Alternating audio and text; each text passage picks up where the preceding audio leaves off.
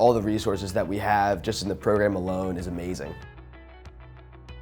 We really strive to give our guys hands-on learning with the equipment we have here. We have 3 computer labs, the research lab, the esports lab, and then 1 other learning lab. WEXP supports my goal in having a career in videography. I go out and collect the footage, and then I come down here during my free periods and edit it. For the Lab Managers program, we help other students and faculty with different devices. Being so hands-on with IT is really helping me prepare for a cybersecurity career. Robotics is actually the reason I came to LaSalle. After freshman year, sophomores, juniors, and seniors can join our FRC team, which is the team that works with the bigger robots that you can see behind me.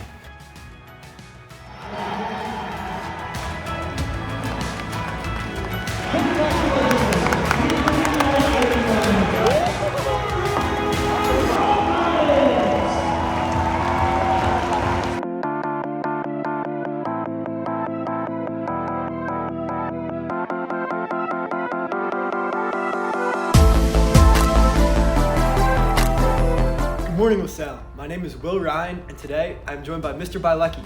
Mr. Bielecki, welcome. Thanks, Will. Glad to be here. Glad to have you. So, Mr. Bielecki, first and foremost, congratulations on being named the 2022-2023 Lasallian Educator of the Year. Appreciate that. Thank you. As someone who's been a member of the LaSalle community since 1995, as a student, athlete, coach, and obviously teacher, what does this award mean to you? I mean, it means a lot. I'm really honored and humbled to win this award. You know, when you look at people who've won this award in the past, there's some just fantastic people on that list. In my time at LaSalle, from being a student all the way, you know, through, you know, being a young teacher, and I guess now, you know, like advancing to maybe mid-career, I've been fortunate to work with some just awesome human beings, people who, you know, work really hard and really do a lot of amazing things for the kids entrusted to their care. So to have been nominated by, you know, by my colleagues, you know, to have been chosen by our administration and my colleagues, it means a lot. Like, honestly, I'm, you know, it was pretty emotional for me, like, you know, when Mr. Fike and Mr. Coggins and Dr. McMillan told me that. So I think about all of the great people who've worked here in the past and work here now. It means a lot, you know, to be recognized like that. So, yeah, I'm really honored. So earlier in that question, I touched a little bit about you being a coach. Can you just talk a little bit about how you as a teacher affects you as a coach and vice versa? Sure. I mean, honestly, like on a daily basis, obviously the mode of instruction changes during the day. You know, I mean, in the classroom, you know, I'm working with guys, you know, the content is either U.S. history or government and politics. And then in the afternoon, you know, it's middle distance running, and we're trying to run as fast as possible. But kind of my overall orientation never changes. I want to, like, number one, just be incredibly present to the, you know, students and the athletes that are entrusted to my care. I want to listen to them, and then I want to try to do everything I can to help them be the best that they can be. That's great. So as a coach of 3 teams, that's cross country, Mm-hmm. Indoor track, and then outdoor track and field, can you just speak a little bit about your coaching philosophy? Sure. I mean, the underpinnings of my philosophy is long-term growth for student athletes, like within a team environment, you know. So, I mean, when I'm approaching a season, I'm always thinking about like an inclusive environment where everybody on our team feels seen and valued, right? You know, I want every kid, whether they're the number 1 guy on our team or the number 46 guy on our team, to feel like they matter and that we as a program are trying to help them improve and get better. And again, it's long-term growth in my mind. You know, so often we, you know, set goals and we think about these like big things that are way out there in the future. You know, and we just try to orient ourselves every day, like day in and day out. What can we do each day to get a little bit better? What can each guy on our team do to get a little bit better and have their process of improving themselves contribute to us as on a whole? You know, and I think we try to preach that, like, you know, that 46th guy, that 36th guy, that 26th guy, you know, they take their job really seriously and they're showing up every day, they're working hard and they're trying to improve, they're helping that person who's who's 45th or 25th, or and I think it just has this like sort of pay it forward effect on the team. And it creates this environment where you look around and everybody there is taking themselves seriously.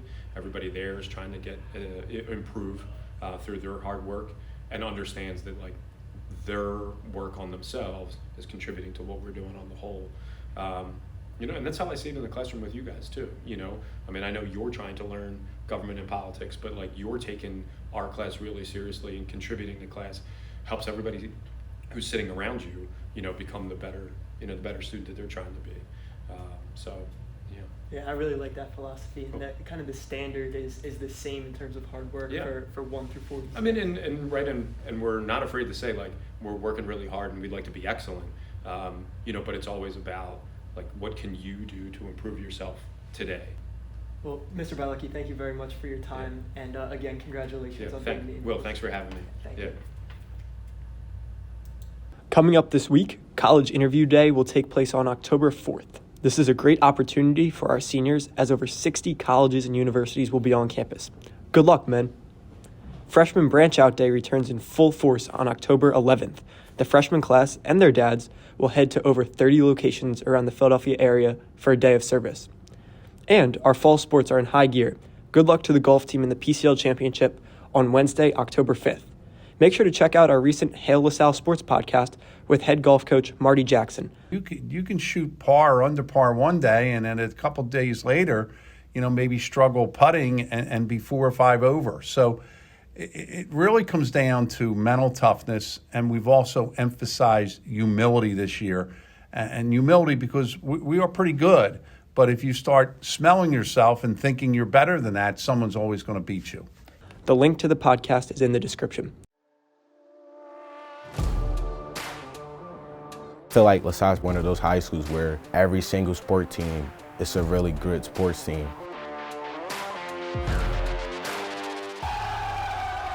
Joining a team or a club, it really gives you that sense of brotherhood that I think most kids look for at LaSalle.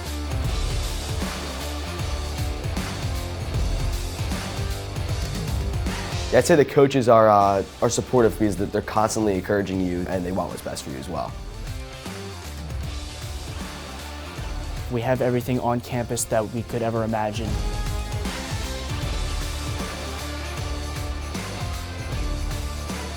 And we all look out for one another. We want to help each other succeed. Make sure that we all can reach our maximum potential. When you spend so much time together with your brothers, you really develop a bond that's just unbreakable.